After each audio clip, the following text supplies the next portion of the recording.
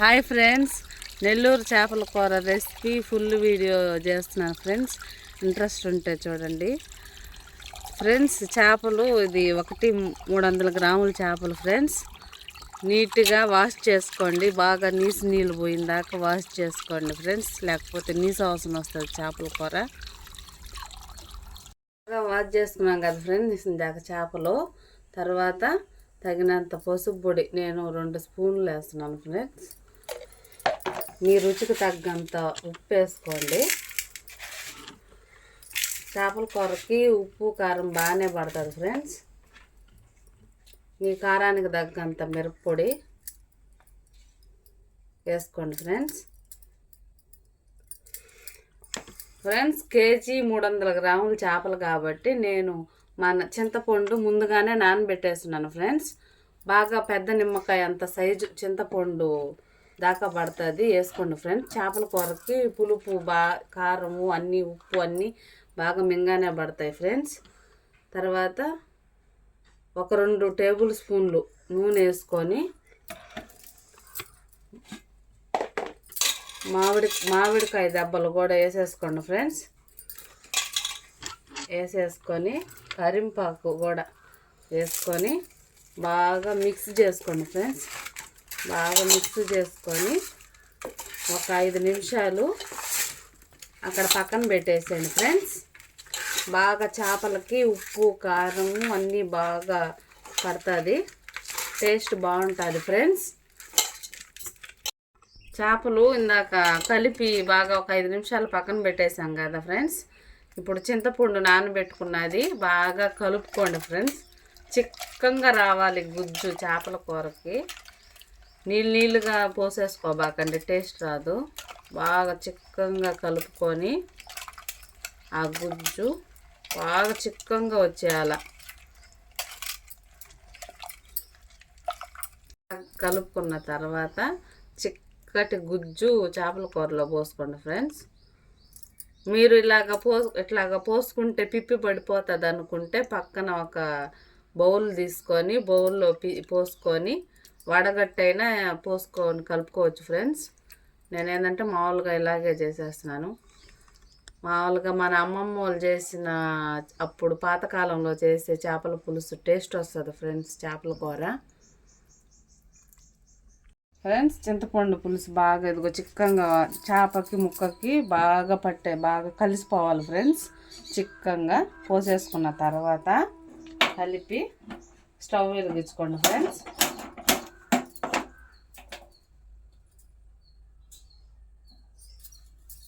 Stove వెలిగించుకొని బాండలు పెట్టుకోండి friends. నేను ముందుగానే 2 ఎర్రగడ్డలు టమోటాలు కట్ చేసి పెట్టుకున్నాను ఫ్రెండ్స్. బాండలు పెట్టినాక బాండలు కొంచెం బాగా వేడి చేసుకోండి.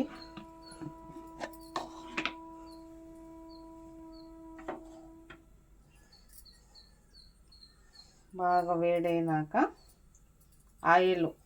ఆయిల్ తగినంత ఆయిల్, చేపల కూరకి బాగానే పడుతుంది ఆయిల్. తగినంత ఆయిల్ పోసుకోండి.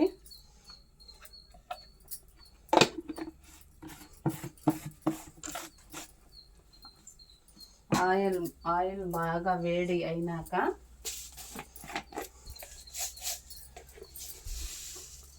ఆవాలు వేసుకోండి ఫ్రెండ్స్. కొద్దిగా ఆవాలు వేసుకోండి.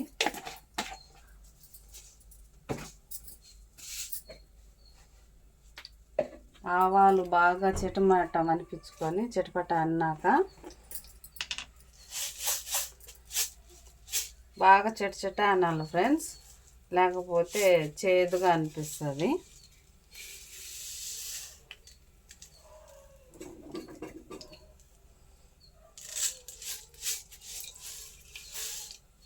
చిటపట అన్నాక కొద్దిగా చూడండి ఫ్రెండ్స్, కొద్దిగా మెంతులు వేసుకోండి. వేసుకున్న తర్వాత కట్ చేసిన ఎర్రగడ్డ వేసేసుకోండి ఫ్రెండ్స్.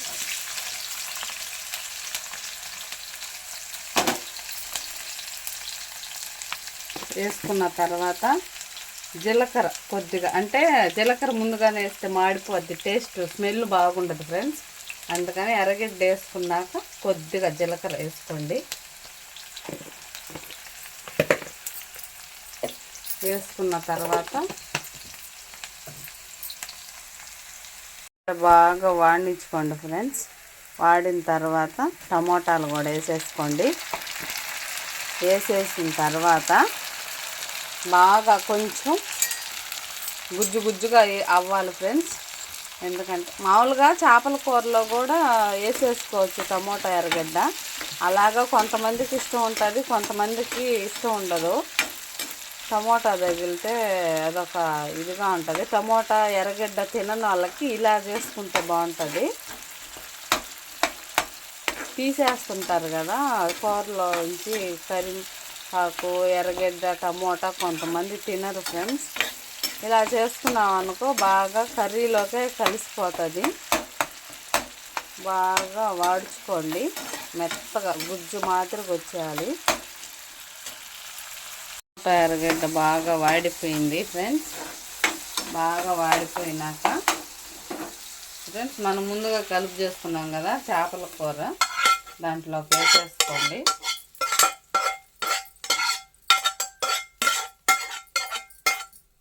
వేసేసి అంతే ఫ్రెండ్స్, స్టవ్ మీద పెట్టేయండి.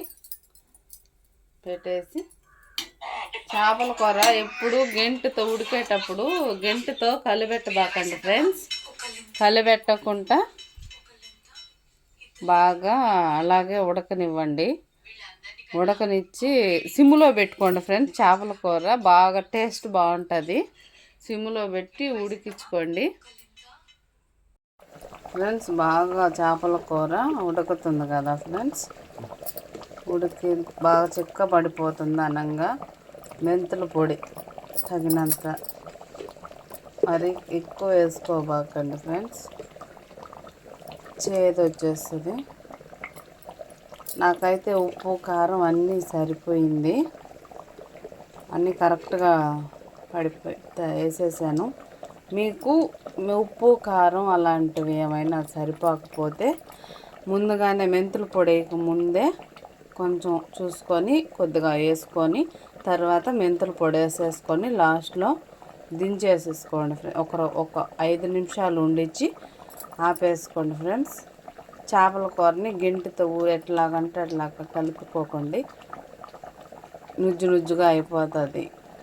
అంతే ఫ్రెండ్స్, చేపల కూర రెసిపీ నచ్చితే ఒకసారి ట్రై చేయండి ఫ్రెండ్స్. బాగా టేస్ట్గా ఉంటుంది. Boy friends.